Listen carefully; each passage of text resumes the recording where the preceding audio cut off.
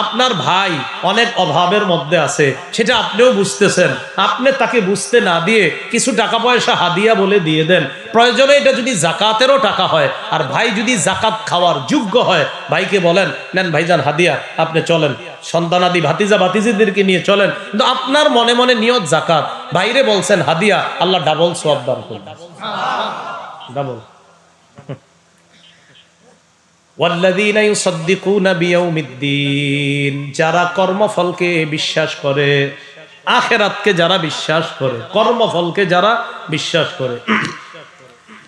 ওয়াল্লাযীনা ইউসাদ্দিকুনা বিয়াউমিদ্দিন ওয়াল্লাযীনা হুম মিন আযাবি রাব্বিহিম মুশফিকুন, যারা তার রবের আযাবের ব্যাপারে ভীত সন্ত্রস্ত।